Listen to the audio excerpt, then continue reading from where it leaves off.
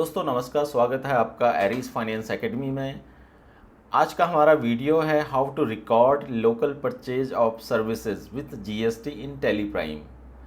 तो इसमें क्या है, नंबर एक तो जो परचेज है वो सर्विसेज की है, नॉट गुड्स।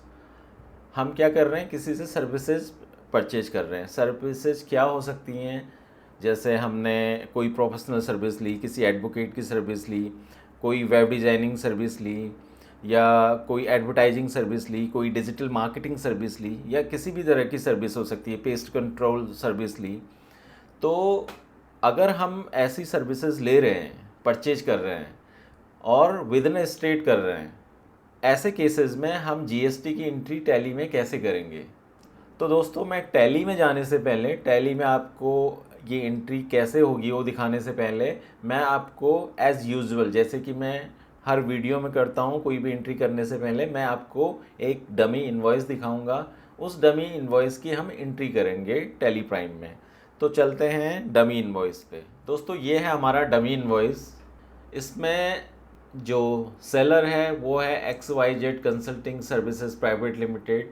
एड्रेस है इसका कनॉट प्लेस, न्यू दिल्ली। और इनवॉइस नंबर है, इनवॉइस डेट है। और जो बायर है ABC कंपनी प्राइवेट लिमिटेड। हमने जो ये एंट्री करनी है परचेज की, वो ABC कंपनी प्राइवेट लिमिटेड की बुक्स में करनी है। ये भी दिल्ली का ही है। तो दोनों कंपनियां दिल्ली की हैं, यानी कि दोनों पार्टियां, सेलर और बायर, दोनों एक ही स्टेट की हैं। तो इसको हम कहते हैं इंट्रा स्टेट सेल और इंट्रा स्टेट परचेज, और लोकल सेल और लोकल परचेज। तो इसमें इन्होंने क्या ख़रीदा है, services description, website development, digital marketing services. ये दो सर्विसेज इन्होंने परचेज की हैं। और इनका SAC कोड इन्होंने दिया हुआ है, क्वांटिटी 1 और 1, जो इनका रेट है। टोटल अमाउंट आ गया 80,000। इस पे CGST 9% है, SGST 9% है, और टोटल वैल्यू ऑफ इनवॉइस है 94,400 इंक्लूडिंग GST। और यहाँ पे इनकी बैंक डिटेल दी गई है। तो ये हमारा परचेज इनवॉइस है, परचेज ऑफ सर्विसेज का इनवॉइस है। तो अब हम देखेंगे कि इसकी एंट्री हम टैली प्राइम में कैसे करते हैं। अब मैं जाता हूँ टैली प्राइम में। दोस्तों, मैं आ गया हूँ टैली प्राइम में। अब हम जाते हैं वाउचर में, वाउचर एंट्री। यहाँ पे परचेज़ में आ गए हम। अगर हम किसी और ऑप्शन में आते तो आप F9 करके यहाँ पे परचेज़ में आ सकते हैं। तो इससे पहले वीडियो में हमने परचेज ऑफ गुड्स की एंट्री की थी, जिसमें नंबर ऑफ आइटम्स हमने परचेज किए थे, जिसमें फिज़िकल गुड्स हमने परचेज किए थे। अब इसमें हम सर्विसेज परचेज कर रहे हैं। तो ऐसे केसेस में, ऐसी परचेज के केसेस में आपको क्या करना है, यहाँ पे F9 करने के बाद, परचेज में आने के बाद आपको Ctrl+H प्रेस करना है। Ctrl+H प्रेस करने के बाद आपने सेलेक्ट करना है अकाउंटिंग इनवॉइस। ये ध्यान रखना, जब भी आप कोई सर्विसेज परचेज कर रहे हो तो आपकी परचेज एंट्री F9 के बाद आइटम इनवॉइस में नहीं होगी, अकाउंटिंग इनवॉइस में होगी। तो हम आ गए परचेज़ में। अब परचेज़ नंबर में एज़ यूजुअल हमें यहाँ पे इनवॉइस नंबर डालना है। मैं इनवॉइस नंबर कॉपी कर लेता हूँ यहाँ से, इनवॉइस नंबर। फिर है supplier invoice number. Supplier invoice number वही रहेगा। डेट, यहाँ पे इनवॉइस डेट है, इनवॉइस डेट है 2 मई 2024। तो यहाँ पे 2 मई 2024 आ गया। और एंट्री हम किस डेट को कर रहे हैं, सपोज ये इनवॉइस जनरेट हुआ है 2 मई को, और हमें 2 मई को ही इनवॉइस मिल गया। तो यहाँ पे जो एंट्री डेट आ रही है 2 अप्रैल आ रही है। अगर हमने इसको डेट को चेंज करना है तो आपको पता है F2 करके हम डेट को चेंज कर सकते हैं। मैं कहता हूँ 2 मई कर देता हूँ इसको भी। तो हमारी एंट्री डेट भी होगी 2 मई।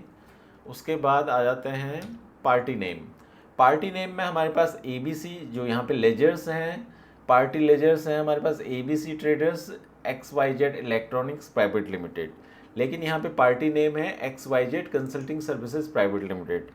तो ये हमारे पास ऑलरेडी क्रिएटेड नहीं है, तो हम इसको यहाँ से क्रिएट कर लेंगे। क्रिएट पे मैं क्लिक करूँगा।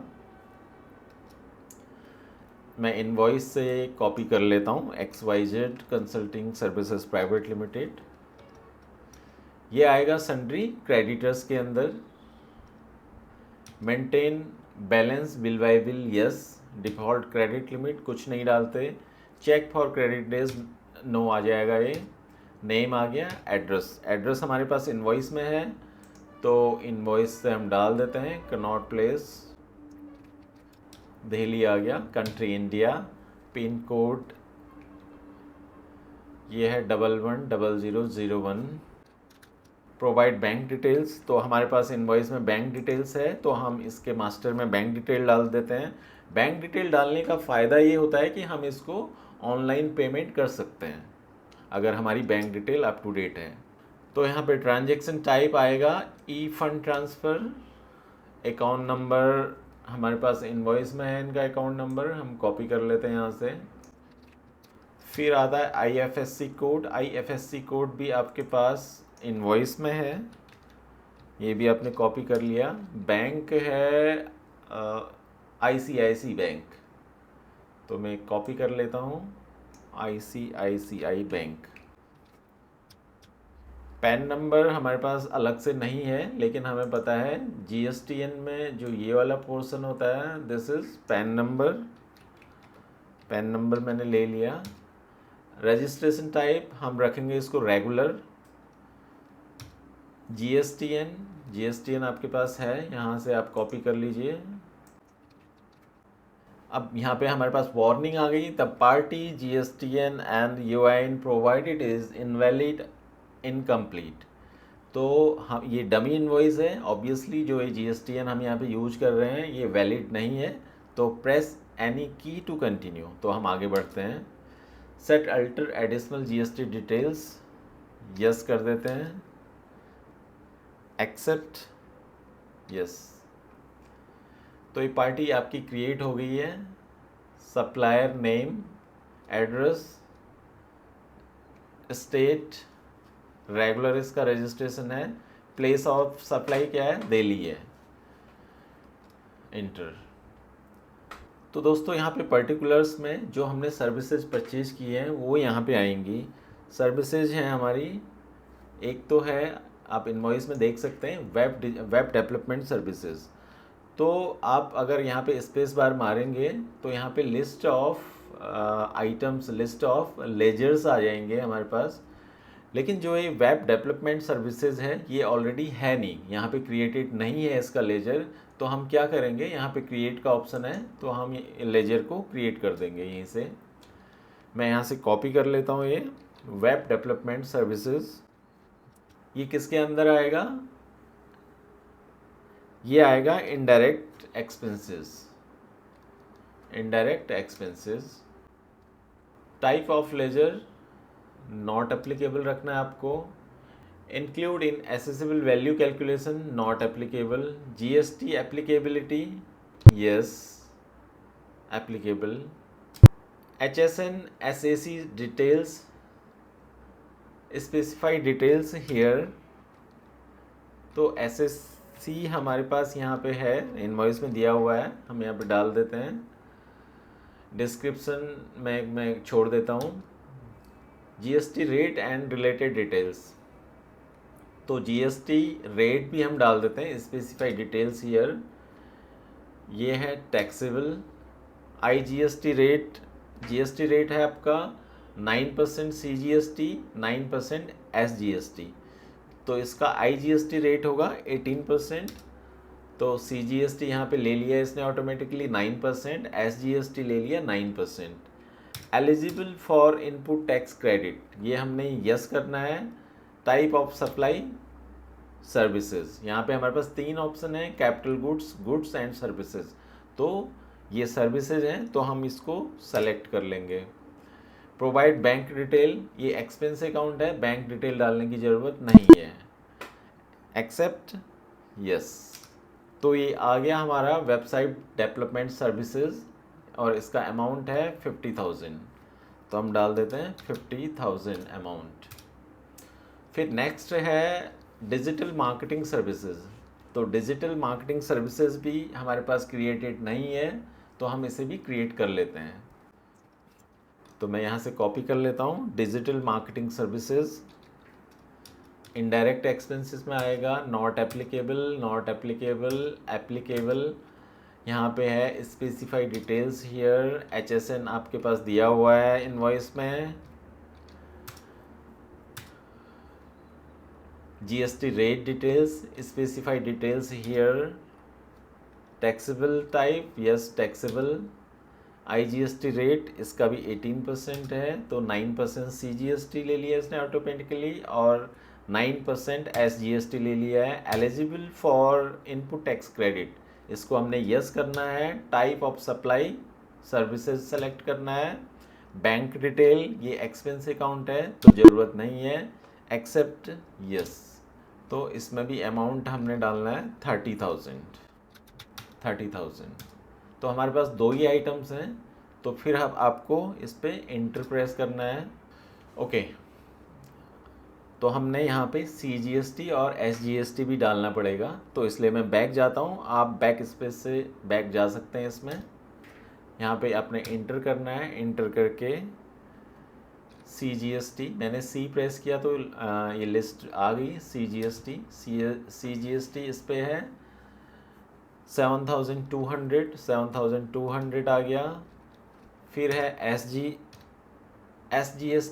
SGST मैंने सेलेक्ट कर लिया लिस्ट से, तो SGST आ गया 7,200। इनवॉइस में भी है 7,200। तो इसके बाद टोटल इनवॉइस, इसके बाद हमारे पास कुछ नहीं है। टोटल इनवॉइस वैल्यू आ गई 94,400। तो इसके बाद न्यू रेफरेंस करना है आपने। न्यू रेफरेंस में ये परचेज जो इनवॉइस पे जो इनवॉइस नंबर है वो ऑटोमेटिकली ले लेगा। टोटल अमाउंट आ गया 94,400। और नरेशन में आप कुछ भी यहाँ पे अपने रेफरेंस के लिए कुछ भी डाल सकते हैं, तो मैं यहाँ पे डाल देता हूँ लोकल परचेज ऑफ सर्विसेज। तो दोस्तों ये हो गई हमारी परचेज ऑफ सर्विसेज की एंट्री। परचेज ऑफ सर्विसेज की एंट्री हमने कैसे करी है?